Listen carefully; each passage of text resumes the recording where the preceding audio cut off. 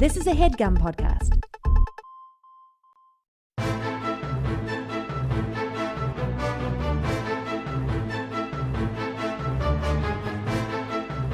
Hello and welcome to The Complete Guide to Everything, a podcast about everything. I am one of your hosts, Tom. And I'm Tim. Tim, how are you doing this week? Tom, I am getting in a jolly mood for the holidays. Oh, that's nice. And I have a complaint. Okay. That's not holiday related, but hopefully the holidays can help solve this problem. Okay. I'm getting holes in so many of my socks, and I don't know why. Tim, is this just like a really roundabout attempt to ask people to get you socks for Christmas? No, I don't need to you ask. I think get you could socks. just ask. Yeah, I have in-laws. I have parents. Mm-hmm. They're always like, you know what Tim needs? Socks. And I'm always like, oh, you guys don't know me at all. But guess what? It's caught up with me. Yeah. I now am in desperate need of socks, and I don't know why. Yeah, you know what? I bought undershirts recently, and I was thinking about it. It's like, I can't remember the last time I bought undershirts because it's one of those things you like get for Christmas. And you're like, oh, Mom. They're like, thanks a lot, undershirts. I got undershirts, idiot. I wanted the new Nintendo. Tom, what are you buying undershirts the freaking the beginning of December? Because a little bit of patience, my friend. I know. You're gonna 2024, Tom. You're gonna be lousy with undershirts. I know. Well, you know, it had been a while. You know what? This is what I've become better at in my old age. Half the equation. Throwing out socks, underwear, and undershirts when they're no good anymore. Okay. Like, I do not hang on to that stuff anymore. However, I do not like keep any kind of track of when I've reached the danger zone. I've gone too far and thrown out, which makes sense because, you know, I'm not buying when I'm getting underwear or socks or undershirts. You're not doing it's coming in a pack. Yeah. So, you know, six or eight of them are going to wear out around the same time. Yeah, unless unknowingly you're leaning on a certain undershirt more than others. I'd be interested to know that. You buy a pack of 5 undershirts, Tom. Uh-huh. In the a year later. Yeah. I'd like to know how many times I've worn each shirt. You don't think it would be the same amount of times? I think like over 1,000 years. Yeah. Over 1,000 years. Right? Yeah, like a some long enough undershirts. timeline. Yeah, sure, it's all going to even out. But I bet it's a little chaotic in that first. So you're doing laundry before you're out of undershirts. Yes. Okay. See, I guess I usually am, but lately I hadn't been, which was why I had to buy My wife more is far more undershirts. diligent about laundry being done than I am. So your wife does your laundry for you is what you're saying. Yes. My wife is far more diligent. Well, because, look, I'm not opposed to doing my laundry. Sounds like you are. No, not at all. It's just that, like, traditionally, if I'm doing my own laundry... Uh-oh. Traditionally, the woman does it. No, if I've many times done my own laundry. There have been years. But like traditionally, like I'll play it fast and loose, and I'll be like, if I am wearing a shirt, like a button-up shirt that has an undershirt under it, I'm not washing that every time I wear it. The undershirt or the No, overshirt? the overshirt. Oh yeah. Same here. But guess what? What? My wife is like, you gotta wash it every time. So I'm like, if you're gonna insist on this, and be like, hey, like, and then be like, oh, you smell, and like, I don't smell. You just know that I wore this shirt a week ago. Like, but if you're gonna complain about it, then like, sure, fine, wash it. I'm very appreciative that she does that. I do other things. Sure. I mow the lawn. Tim, you live in an apartment. You don't have a lawn. Okay. I will wear overshirts sometimes 2, maybe even 3 times. Wow, well, that's gross. But You're canceled. But I never wear an undershirt more than once. Oh, no, God, no. I sometimes halfway through the day, I'm like, all right, we got to switch out this undershirt. Sweat right through it? No, I just feel like what do you... the scabs fall. Okay, yeah. What do you think about this? The because I was having trouble when I was buying undershirts. The undershirts now that are long, but they're you like tuck the them. stay tucked undershirts. Yes, I like it. Yeah, but see, here's the thing. I had one of those once. I think it was when we were actually doing shows in London last year. And or maybe because like I went to other places in Europe after that, and I did. Yeah, it happened in Paris. I did laundry in the sink, and then let that shirt dry, but it was like very wet, so that long shirt got like real long. Oh, that's pretty cool. Where you're just like, let's see how long we can make this shirt. No, Tim, it was like some of the best discoveries, completely accidental. Where you're like, hey, let's see how long we can make this, and maybe I don't even have to wear pants tomorrow. I wouldn't have had to wear pants, honestly, if I, because it came almost to my knees. Yeah. I mean, I guess at that point it's a dress. It looked like a dress when I wore it. I would wear pants with it, but I could have gotten away with it. The other thing about these stay tucked, it also made it gave me like a plunging neckline too. Oh, very nice. I'm describing honestly, Tim, I could have thrown a belt on this thing and it would have I could have gone to the Met Gala. Tom, I mean, depending on the theme, yeah, I'm sure you could have. The theme was undershirts.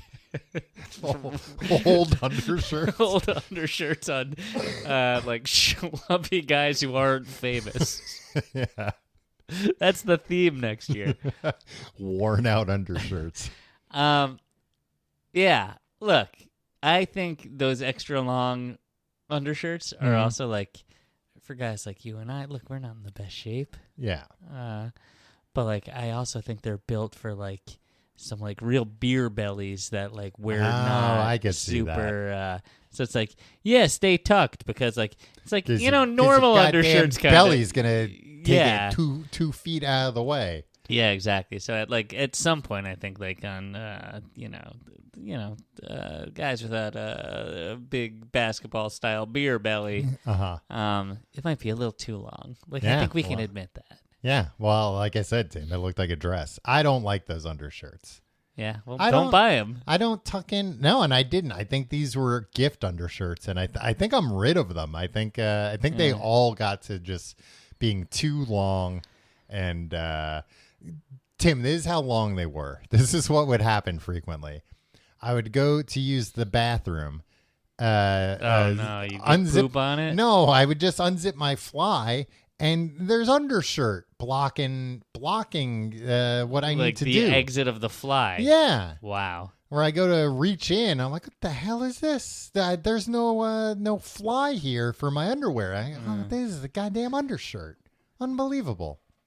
Wow, Tom, that sounds unbelievable. Did you freak out and be like, oh no, my manhood has turned into fabric? That was my first. I might be turning into like the plushy, velveteen rabbit. This might be some kind of reverse Pinocchio situation. Yeah. Which I've been terrified of happening for years. Turning from a real boy into a puppet. Tim, since you asked me a question, I'd like to ask you a question.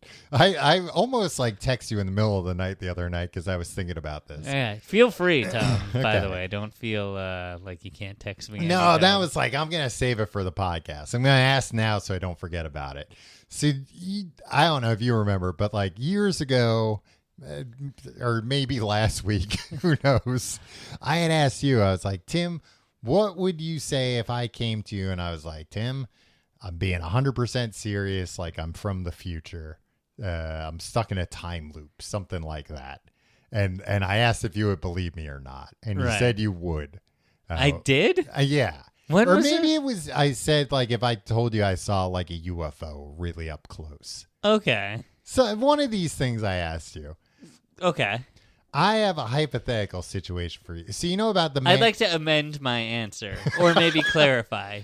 Okay. I think I would believe that you believed that. Okay. But I wouldn't necessarily rule out you wouldn't severe think I was mental lying illness. or right, trying. Exactly. Yeah. Okay, that's fair.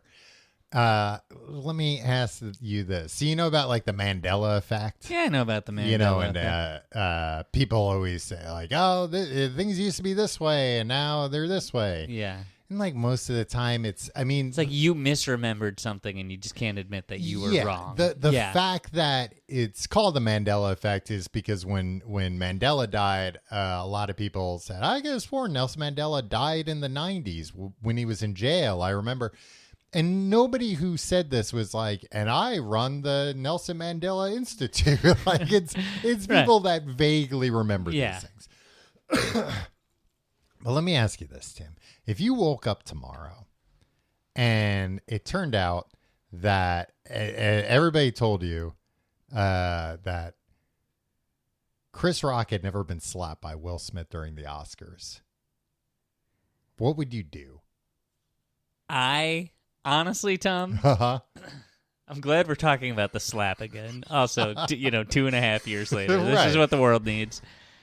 If everybody was saying it, including you, including me, that was like, I was like, I'd remember that. That sounds crazy. Yeah, there was nothing online about it. That was so weird.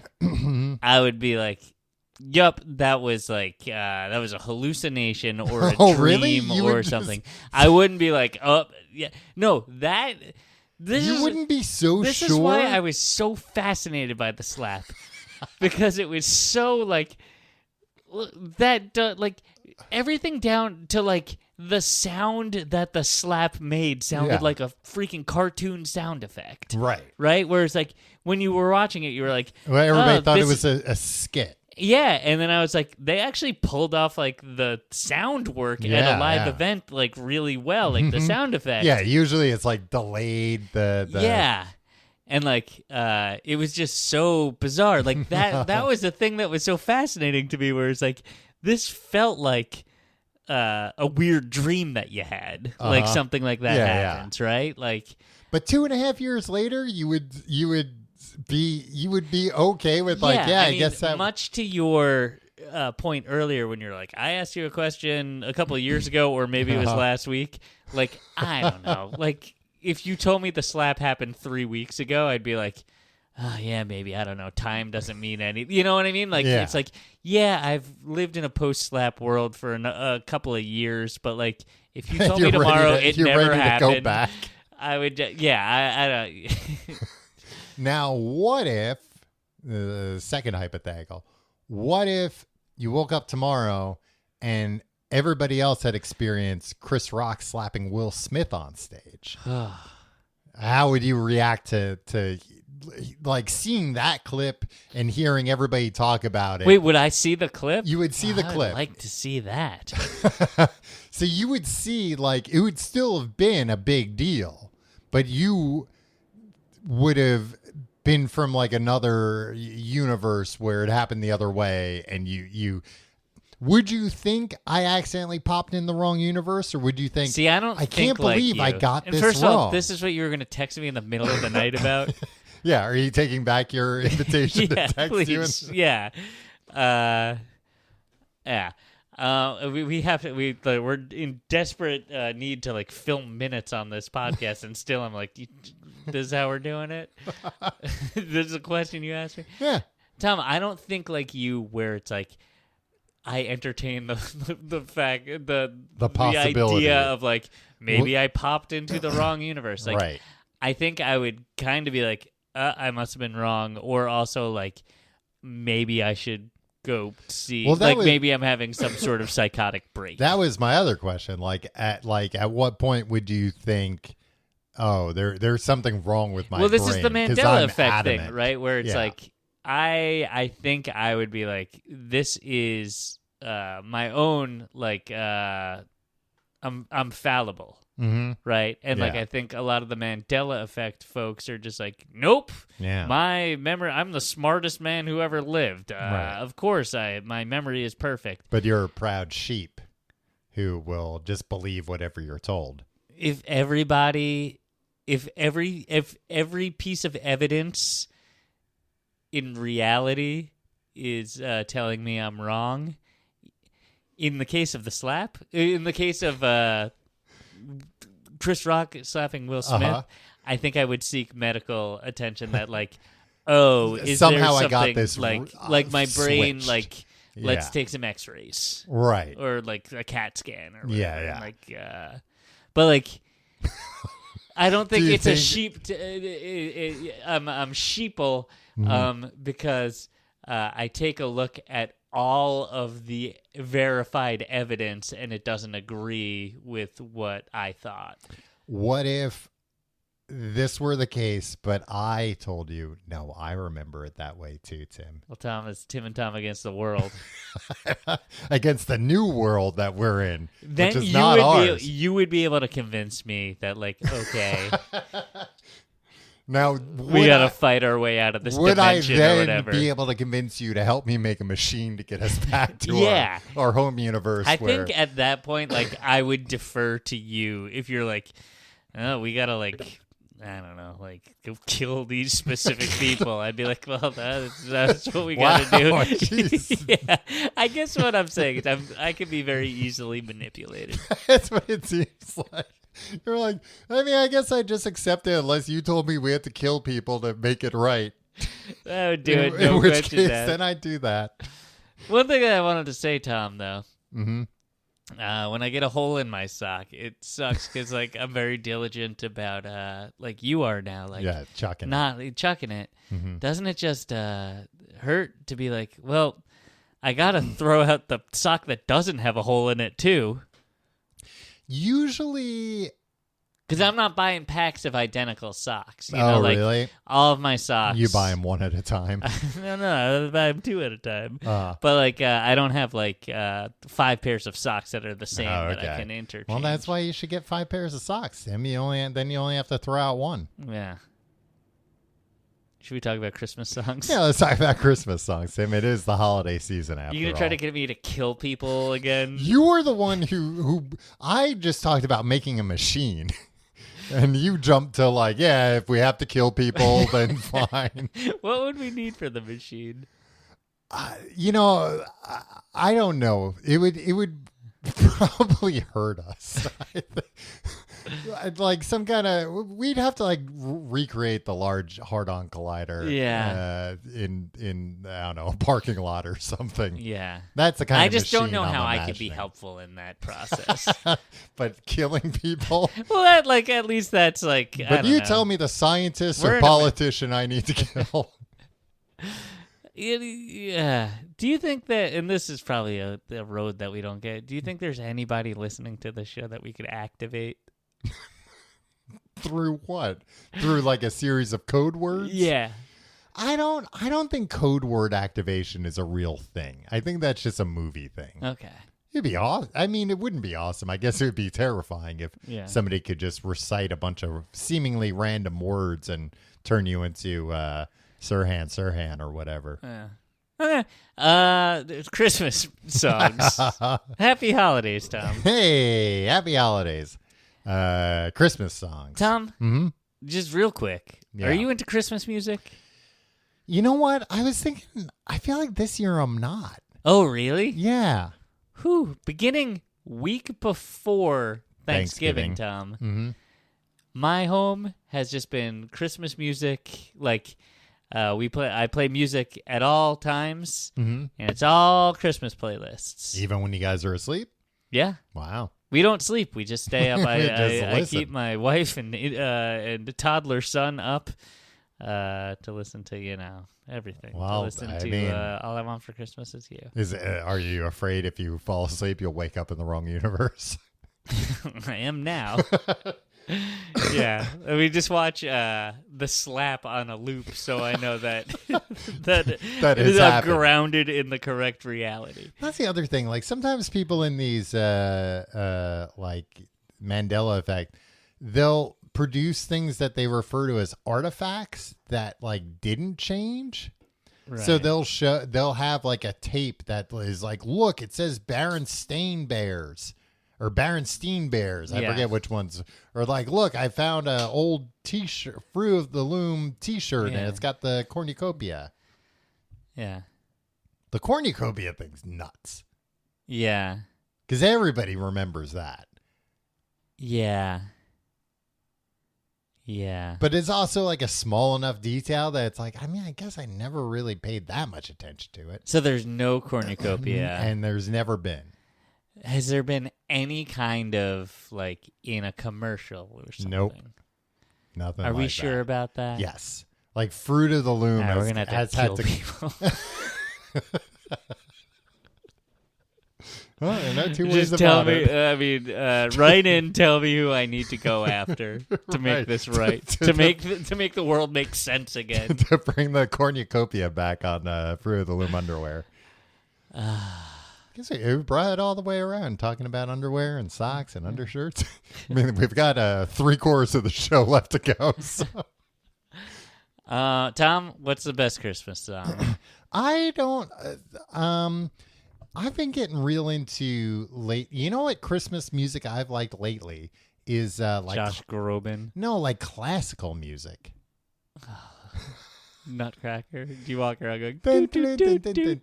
No, like I like I don't know. I don't know the names of any classical things. I don't know who they are. But I like it. I like that. Yeah. I don't like. I think for some reason this year I've become sick of like the like that kind of. I'm dreaming of a while. Yeah, you don't like a crooner? I mean, if any time I'm gonna like him, it's during Christmas time. Yeah. Although you know what, yes, Perry Como. I think it was 2 days ago, maybe. I was in the supermarket and they were playing the Yeah. and It's I was offensive what you just said, but yeah. like, well, I don't know the words, but I like that song. I was like, oh yeah, this song's a banger. That's not a crooner, but it is a Christmas song, a Hawaiian Christmas song. I think if you asked most people on the street, Mm-hmm. they'd probably say these days, right? Like, Yeah. All I want for Christmas is you. Mm-hmm. Right? Has that like become the That's staple? That from- and like from oddly Last Christmas too, right? Yeah, you know what? I was looking up the top 10 Christmas songs. Yeah. I forget the website I got like this from. brobible.com or something. It That's just your is- homepage, so. It probably was something like that. And those are listed as, the top 2. Yeah. All I Want for Christmas Is You by Mariah Carey and Last Christmas by Wham. All I Want for Christmas Is You, Tom. Mm-hmm. Oh, well, Tim, I don't know if I can arrange that. I think I just want your attention, Tom. I just want you to assure me that it was Will Smith that I want you to call me on Christmas morning and just be like, Will Smith slapped Chris Rock. It happened. That's the way it happened. Yeah, and then you'll throw up in your windows. Merry Christmas, everyone. Boy, what day is it? Boy, tell me, who slapped who on the Oscars stage in 2021? Why, it was Will Smith. He slapped Chris Rock, sir. Merry Christmas. All I Want for Christmas Is You. Mm-hmm. Wait, is that what we were talking about? Yeah. And Last Christmas.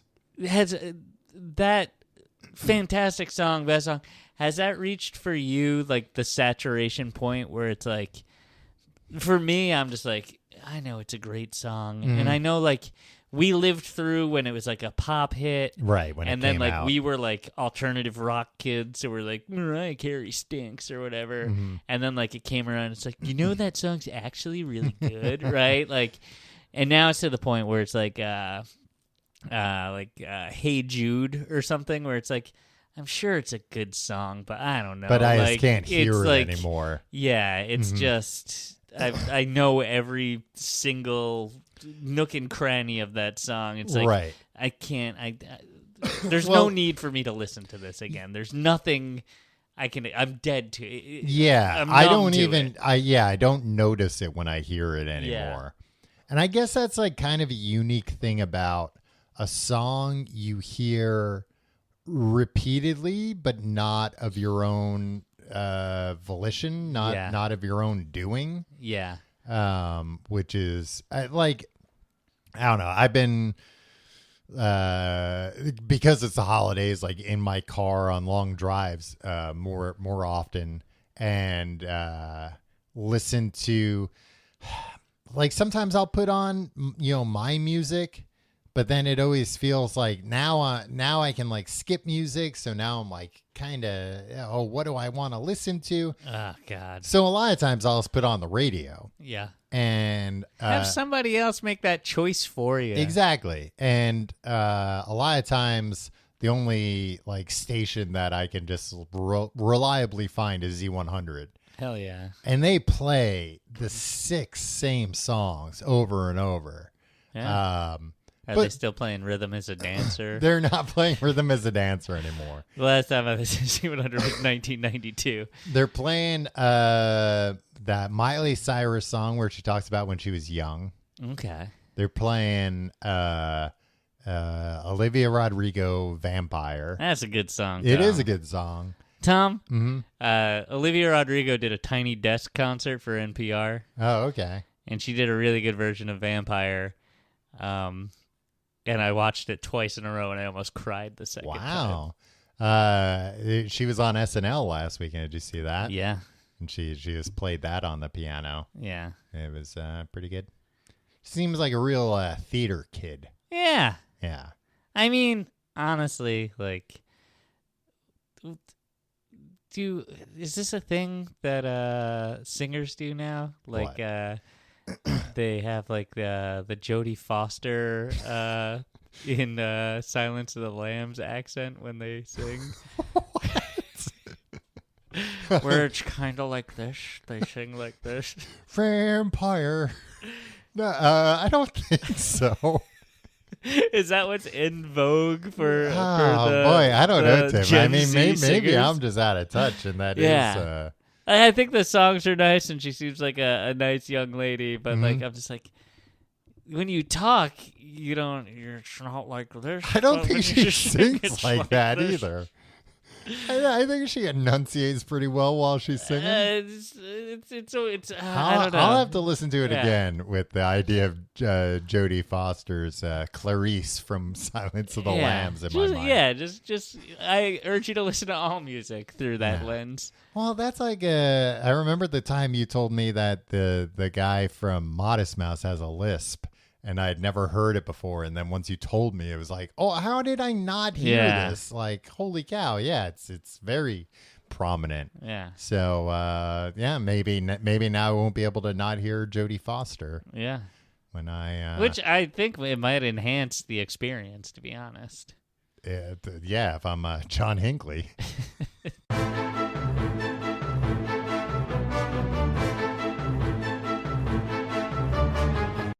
Tom, but I have one thing to say about All I Want for Christmas Is You. Okay. Are you aware of the song that they blatantly wrote to replace that song? I think exactly for people like me. That Mariah Carey wrote? No. That the powers that be. No, I'm not aware of that. The pop music Svengalis. No. You might know it. This is your gal, Kelly Clarkson, Underneath the Tree. You know that song? No, how's that go? I don't think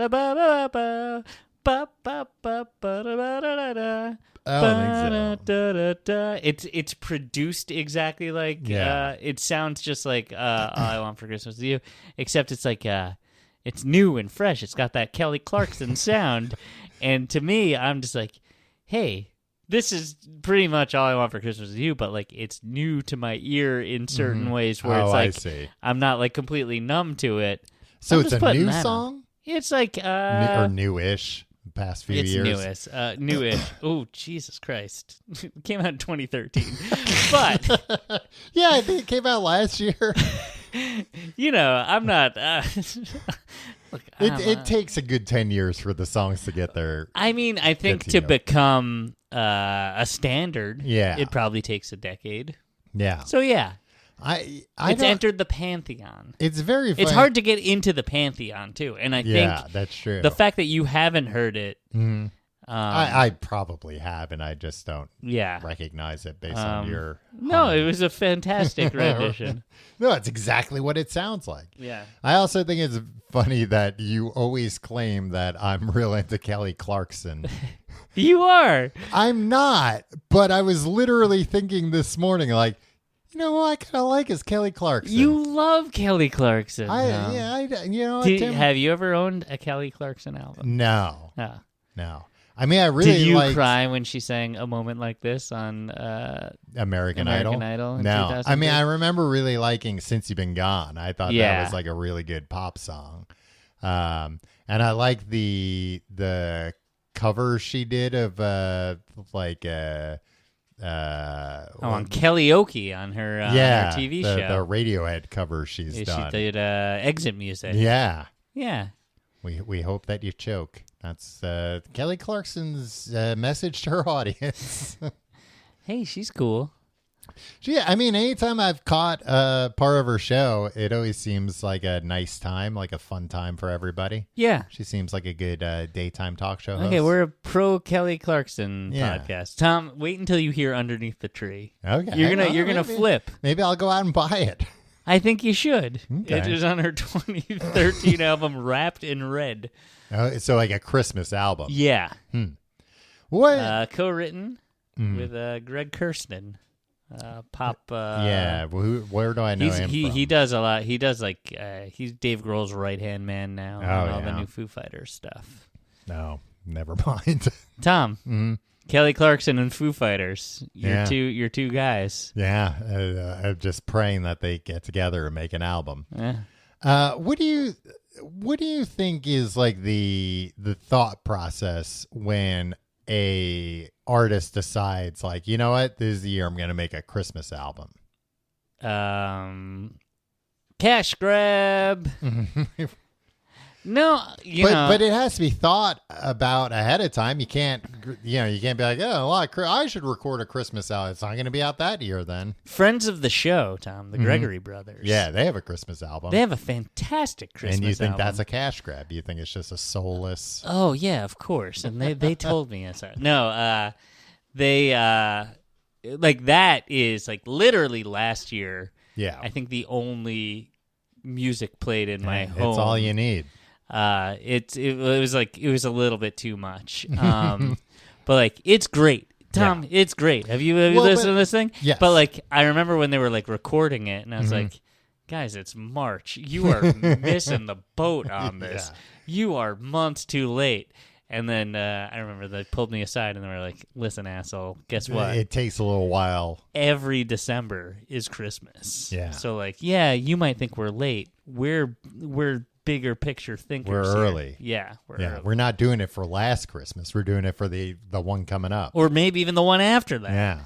Well, but that I feel like is a little bit of a different situation because they had been doing Christmas shows for years. Yeah. So they had not only worked up like a catalog of original songs, they had their arrangements of classics. So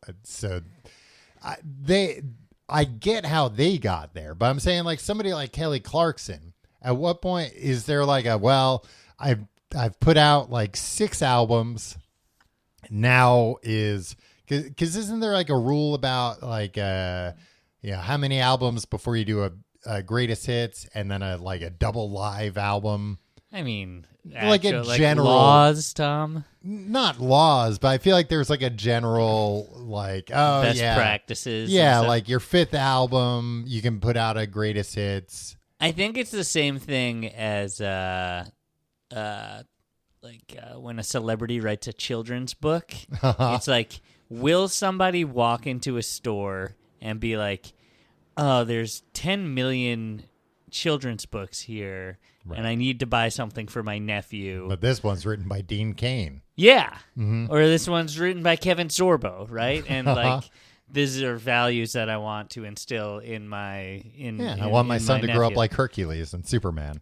But I think it's that same calculation of like you walk in, and I don't know how Christmas albums go, but where it's like how record sales go now. But I think traditionally it was like, right, are you enough of a household name that like somebody will walk in and be like, I need to buy some Christmas music. Oh, I've heard of this artist. Yeah. I'll pick this up, and it's a good way to move units. Well, then in that case, do you think more often than not, is it the label coming to the artist and saying like, hey, we ran some numbers, we pulled together some focus groups, and people would like to hear a Christmas album from you. Probably. Yeah. Or it might be the artist being like, hey, I want to make some money. But I'm also wondering that there must be some kind of like internal politics about, a label doesn't want 10 of their artists putting out Christmas albums. Cannibalizing each other. Yeah. Yeah. I mean, the label has to agree to put it out. Right. But I'm saying like when they're planning out their year, do you think they're ever like, no, Kelly's putting out a Christmas album this year? Of course. Ex-Tina. Sorry. Yeah. You got to wait. Who's ex-Tina? Christina Aguilera. Does she ever? Yeah, she probably does, right? Yeah, I'm sure. I'm sure it came out in 2005. Let's see. Christine, we need Tom, we should hire a producer, or we should hire an intern. Yeah. Or we should just edit the podcast better so that you're not just Googling things. My Kind of Christmas came out. Mm-hmm. You said 2003. That's too early. October 2000. Wow. What? Wow. Blown away. Yeah. She's at the height of her powers. I know. And that's a good time to do it. And yeah, also, that was like peak CD. Yeah, exactly. And like with an artist like her, they didn't know that they didn't know if she would have the staying power, right? Like It's not like let's wait till she's a legacy act and like has released like 8 platinum selling albums, then we'll go in for the cash grab. Well, and also because that was the height of CD sales, is probably. Are you sure she just had an album come out this summer? They're like, yeah, it's fine. People love buying CDs. Her debut album came out in 1999. Mm-hmm. Yeah, oh yeah. So there you go. Christmas album came out in 2000. Wow. So second album, a Christmas album. Her second studio album was a Spanish language album, Mi Reflejo. And that came out also in 99 or 2000? In 2000. Huh. Yeah. Wow. Christina Aguilera. Yeah. Really doing it all. Recording. Tom, you would like this one album. She has an album called Bionic. Ooh, okay. Yeah, and look cool. at this. You like yeah. She looks like a half robot, a half lady, a half Christina Aguilera. Yeah.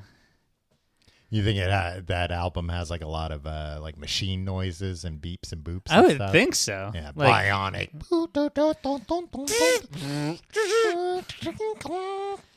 I like hydraulics and like things snapping into place. Yeah, her transforming from Christina Aguilera into a car or something. That's what people want to hear. Man, now put out a Christmas album of that stuff, and I'm in. You get some nice bells, and you get some. Is this why you're so into AI, Tom? Because you're like, they'll be able to produce that album just for me. I'll be able to tell them. Sickos who want the Christmas album of a woman turning into a fucking car. I'm having trouble getting into Christmas music this year, so maybe something like that is the kind of thing I need to shake things up. All right, what do you got? You got a list of songs that you wanna? Yeah, well, you know what? I've got a list of songs, or I've got some interesting facts about songs. And then I've also got like some less traditional songs. Which would you like to hear? Spin the wheel, Tom. Let me tell you. All right, I'll go with some interesting facts. Jingle Bells. Tom. Worst Christmas song? Nah, it's pretty good. Jingle Bells, Batman Smells, Robin. No, Tom. That's the illegal version. Jingle Bells, originally a Thanksgiving song. The rare Thanksgiving song. Huh. I mean, it makes sense. There's no jingle all the way. Yeah. Oh, what fun it is to ride in a one-horse. I mean, it's just about a sleigh ride. Yeah. 1857, it was written. And it was written for a Thanksgiving program at a church in Savannah, Georgia.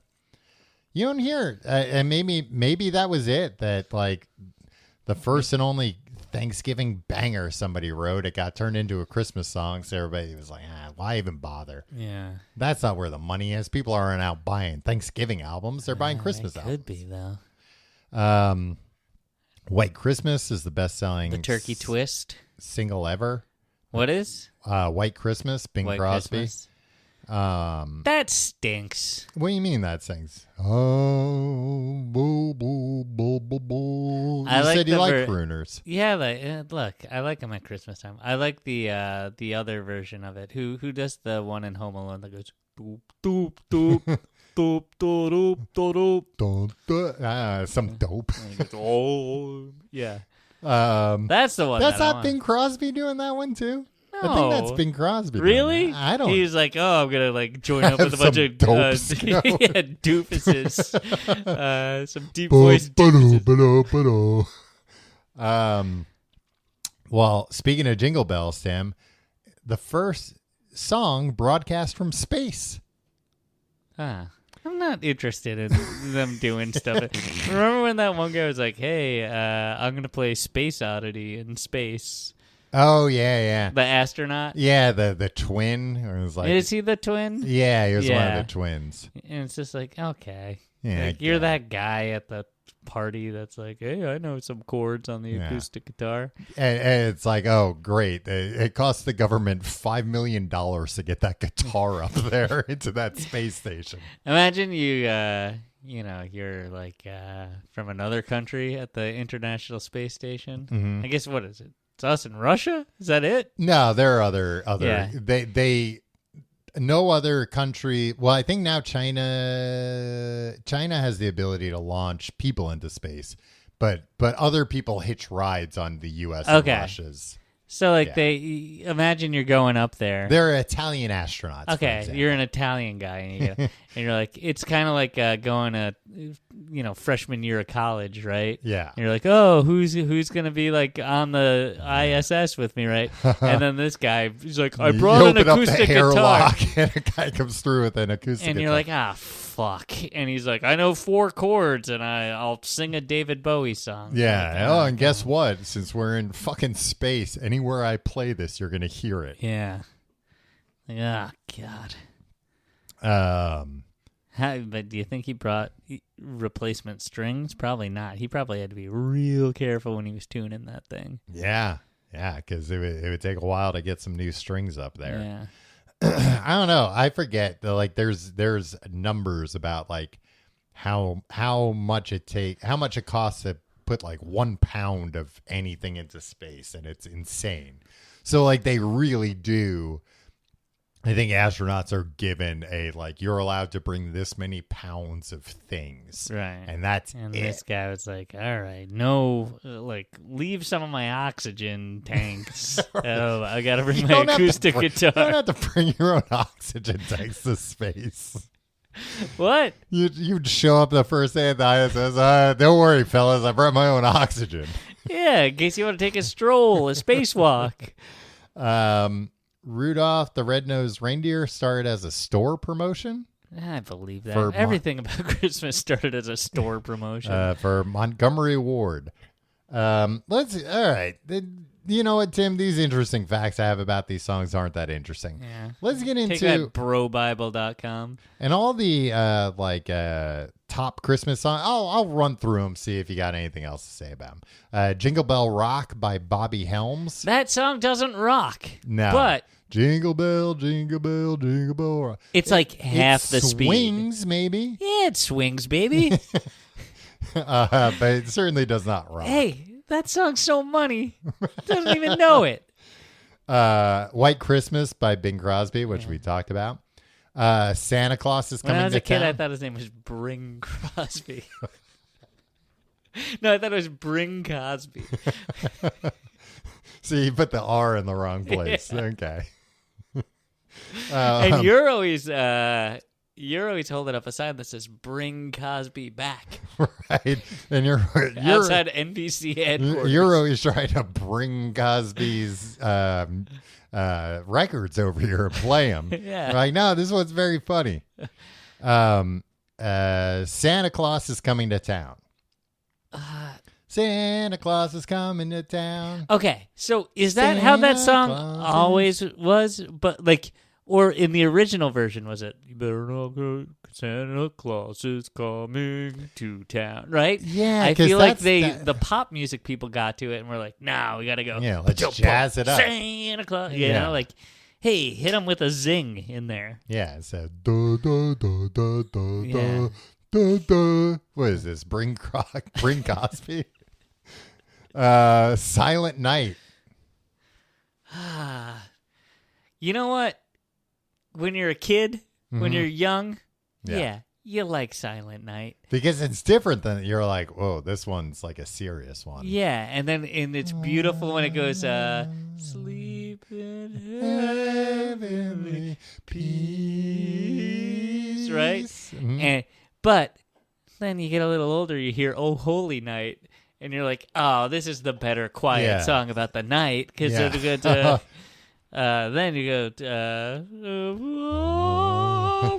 it's got the really high note. Yeah. That's really beautiful. Right. So, Silent Night, cool entry-level song, but, I think we're all past that. But we like our notes a little bit higher. Thank you very much. Feliz Navidad by Jose Feliciano. Yeah. It's a good song. Feliz Navidad. Dun, dun, dun, dun. Feliz Navidad. Yeah, that means, you know what that means? That means Merry Christmas. I want to wish you. It tells you in the next, which is nice because you learn something. Yeah. I like Feliz Navidad. First, you're like, what the hell? What station am I listening Feliz? to? I don't. Have they changed formats on my favorites? This is exactly what Dean Cain warned me about. But yeah, Feliz Navidad's like, you know what? I like the from the bottom of my heart. Da, da, da, da. Da. Yeah. There's a lot of bum, bum, bum, bum. Yeah. That song, yeah. You know what? That's why I like in my Christmas songs. That's why I like in the Santa Claus is Coming to Town. Yeah, you like those. You like those stings. Those. Yeah. Yeah. Let It Snow. Yeah. Let it snow. Let it snow. Let it snow. Yeah. Oh, here's one. That one's just about winter too, and like how it's nice, delightful by the fire. And I agree with the sentiment. You know what? I got no beef with Let It Snow.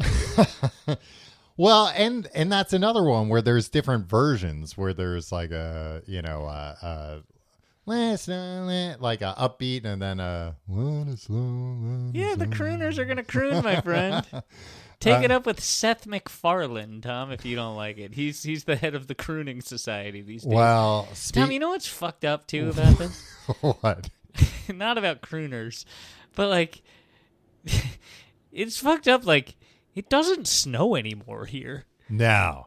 Like, it didn't snow at all last year? No, not at all. Yeah, remember when we were kids and it'd be like, we're recording this on December 14th. Mm-hmm. Remember like in December, like sometimes there'd be like feet of snow? Yeah. It doesn't happen ananymore. Well, and then I remember think something's going on. Well, then I remember like my parents telling me about like, oh, when I was a kid, one time it snowed, 8 feet. Yeah. And we built like an entire lodge out of snow. It was great. And you're like, you're exaggerating, but yeah, that's or nice. Like the bay on Long Island would freeze so much you could drive on it. I would not advise. I mean, that sounds terrifying, but like, all right. Yeah. It was the 70s. People didn't know. Or they did, because I don't know. They were all drunk driving. We're safe. Well, and then speaking of crooning, Tim, actually, I guess you consider this guy a crooner, Nat King Cole. Oh yeah, maybe. I don't know. I mean, it seems like he's a crooner, but he's not part of like. We're talking about like the Rat Pack when we're talking about crooners. Yeah. I feel like. Yeah. I mean, you're a '90s kid. Mm-hmm. If your main crooner. If your main impression of Nat King Cole is the unforgettable duet with Natalie Cole. Yeah. That's all. Whatever. Natalie Cole, that was by far her biggest hit, right? Yeah. Because it was basically, like her dad's song. Yeah. But I remember that song was huge. That was like a big duet. Yeah. And I feel like that was also like the beginning of like, look at what we were able to do. We were able to bring Nat King Cole back from the dead using computers. And it's like, no, it's just, you just sang over the record. Yeah, it's just the old record. Like they didn't even change anything, I don't think. But the Christmas song, it's called, which is Chestnuts Roasting. Chestnuts roasting on an open fire. That's a cozy ass song. You know what? Like, if it's snowing out, yeah, and it's late at night, and you got a whiskey, put that song on. Yeah, you're gonna get all freaking Christmased up. That album Natalie Cole put out. Did she just do that on like all his songs? Like, is there a version of like chestnuts roasting, like her just singing the same line right after? I can't remember. No, I think that was the only one. Oh, okay. It's called With Love. I don't know. I'm getting it mixed up with the SNL sketch. That was like, I think it was, the album was called Natalie Cole Sings with All of Her Dad's Old Dead Friends. And like, it was just an excuse to like trot out old impressions. Yeah. But like, I don't think she did like a duets album the way that like Frank Sinatra and Tony Bennett did duets albums. Right. Okay. All right. Let me talk about the little bit less traditional Christmas songs, Tim, and see what you think about them. First one I got here, Christmas in Hollis by Run DMC.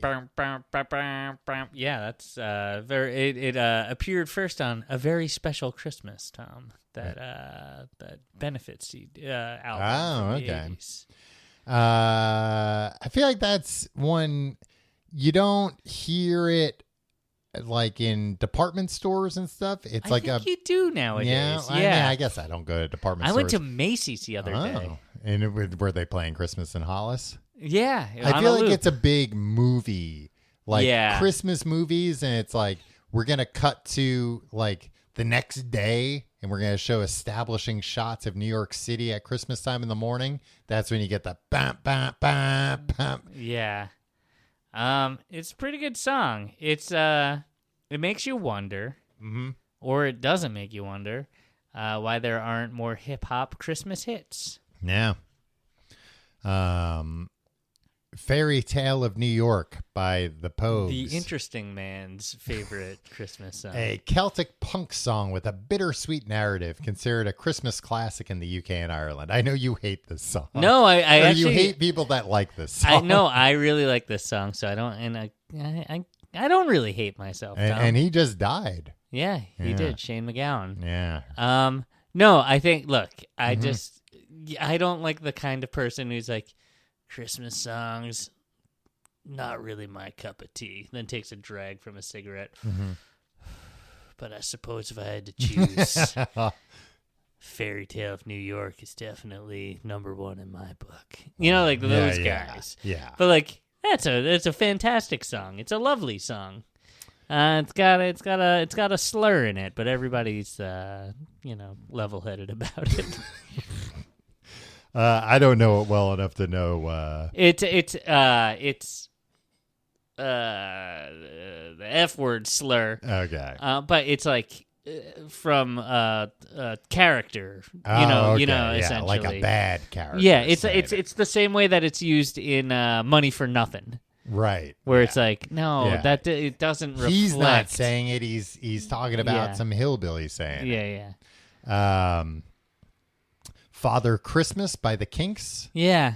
Father Christmas, bring me some money. Right? Like, very cool. Yeah. The Kinks, like, they were so cool, and then they were less cool, I guess, right? What do you mean?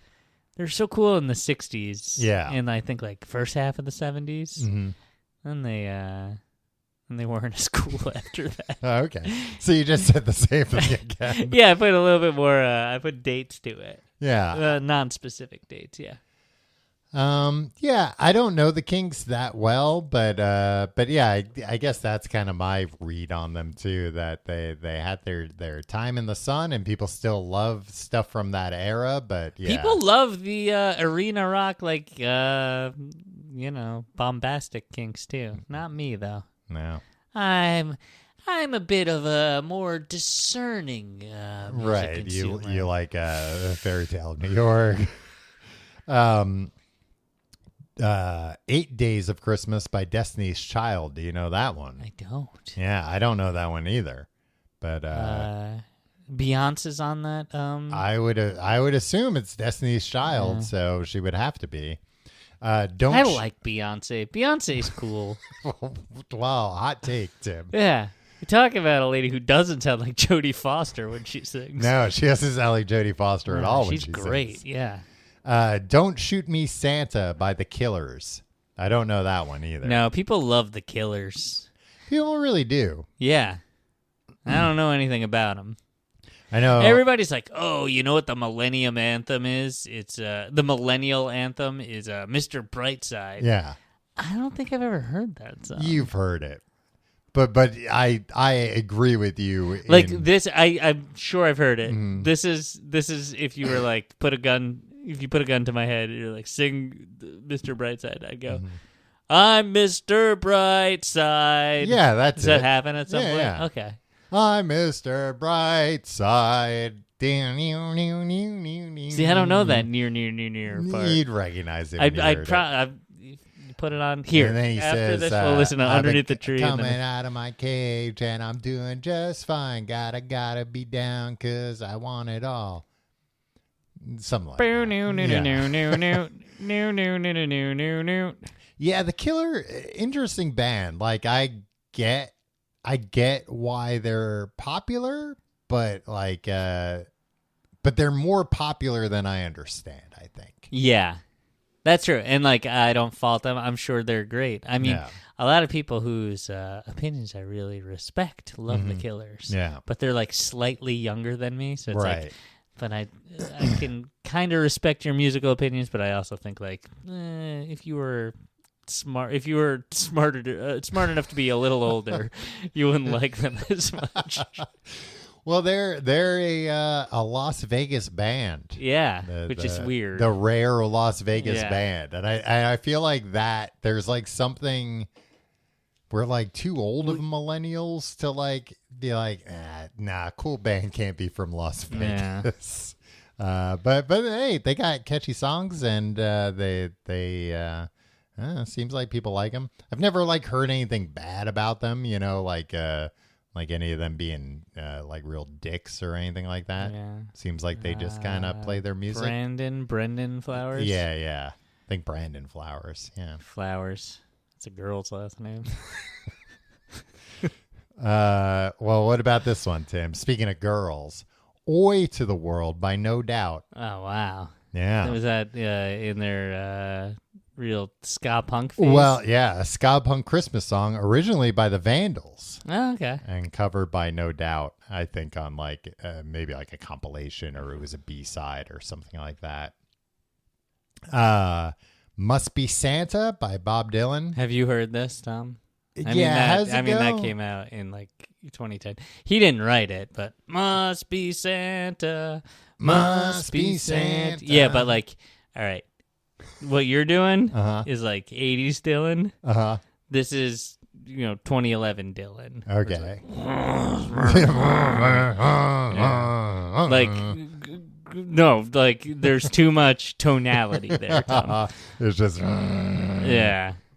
And he made a video for it, and it was much like, look, people gotta stop being like, people are like, what the heck? He made a Christmas album, and this it's like, and it's the same thing that like 15 years earlier when it was like, what the heck? He's in a Victoria's Secret commercial. It's like, what the heck? He's gone electric. Yeah, he's gonna do stuff, and he's gonna blow your goddamn mind. Just be cool about it. People are just constantly surprised by Bob Dylan. Yeah, constantly surprised that, like, I don't know, he just like does seems to not give a shit and does things for money that people thought he wouldn't do, but they're basing that on who he was 50 years ago. And he was just like, you know what? When I was 50 years ago, I wasn't like that even. You guys were wrong about me. I got a taste of the good life. Yeah. Bob Dylan's cool. Hey, here we go. To my 2 hot takes. Mm-hmm. Beyonce's cool. And Bob Dylan's cool. And the last one I have on my list here is Christmas Unicorn by Sufjan Stevens. Sufjan Stevens. All right. He's got a lot of Christmas music. Does he? Yeah. I feel like that's probably a song I've heard, but I don't know you it. Probably haven't heard it. Right. He's got like a ton of like. You probably haven't heard it. No, like his like. He writes a lot of it's original. Not played in places. Yeah, it's not like like. Do you know other Sufjan Stevens songs? Because they're like been played in like the grocery store. I feel like there's one, but I couldn't tell you. Yeah, what it is. probably that Chicago song. Chicago. Yeah, exactly. The windy city that we love so much.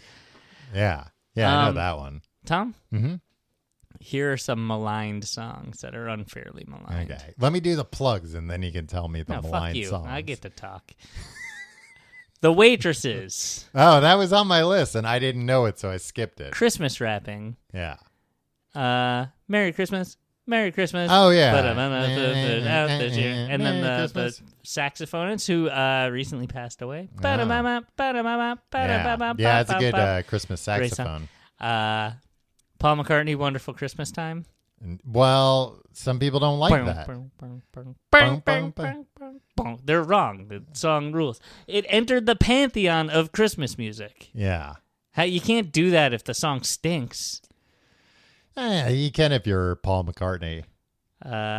Somewhere in My Memory, Tom. Mm-hmm. The Home Alone theme song. Somewhere in my The whole Home Alone soundtrack, Tom. In my house, once in a while, I'm just putting on that whole John Williams soundtrack. Yeah. It's fantastic. Yeah, you're talking about when you're like, oh, I like the classical music. What you really mean is you like the Home Alone soundtrack, and that's okay. Well, I'm trying to, I guess I'm not super familiar with all of John Williams' music, but that has to be, maybe he's done other Christmas scores, but that has to be the most famous one. And like, 100%. Yeah. And hearing somebody, that did Star Wars and Superman and Jaws, right? Yeah. Like all these super famous soundtracks to like hear him take on a Christmas movie. Yeah. And he didn't need to like write, like that's his best soundtrack. That's his best work. Better than Star Wars and Superman? Tom. Indiana Jones? Dun, dun, dun, dun. My problem with Star Wars and Superman, they sound so similar. Yeah. Dun, dun, dun, dun. It's Darth Vader. Darth Vader. He's here to save the day. Yeah. Well, he's the bad guy. You were wrong, Tom. Yeah. I mean, I guess that first Superman and that first Star Wars came out like a year apart. Yeah, and he's like, "Oh man, I forgot to write. Forgot the other movie. I knew I was, just move this note here and this note here. They'll never know." If you like the show, you can find out more at tcgte.com. You can check out our social media there. You can find the links to our Discord, our subreddit. You can talk after the plugs, Tim. You can also follow us. I got things to say, Tom. You can follow me on social media at Tom Reynolds. Follow me at your pal, Tim. And check out our Patreon. Patreon.com/complete guide, where is the most comfortable time of the year. A bunch of songs I've never heard, and wait for Tim, who he can wait till after the plugs. Patreon.com/complete guide. Books the podcast. We're reading the Forrest Gump sequel, Gump and Co. right now. You can listen to that. You can listen to all the back ones. You can get episodes early, episodes ad free, anything you like. Patreon.com/complete guide. Books of the podcast, Tom. Mm-hmm. Is it a looser version of this show? Oh, absolutely, because we recorded after this show. Yeah. Do we have an extra beer while we're doing it? Yeah. Is it just as long and often longer than this show? Yeah, but it's about books, so it seems it's elevated. You know, if you're you got maybe a significant other who's like, "Oh, are you listening to those two idiots again?" You can go, "Yeah, they're talking about literature, actually." And so then back off. Yeah, and then get out of that relationship. Yeah, get out unhealthy. Of that. Yeah, dump them. And then we'll activate you. Have you do our bidding to get us back to our home universe. Any closing thoughts on Christmas songs? Yeah. One of these years, Tim, we're going to put out Christmas episodes that's just an hour of us singing Christmas songs a cappella. I would love to do that. Yeah, my voice isn't there this year. Not this year. You've been hacking into the microphone for the last hour, everybody. You know what? We'll have to record that episode in March or something so it's ready. Yeah, we should learn from the Gregory brothers. And it'll be ready next year. Do you know this song? I don't know what it's called. All right. We'll see you next week.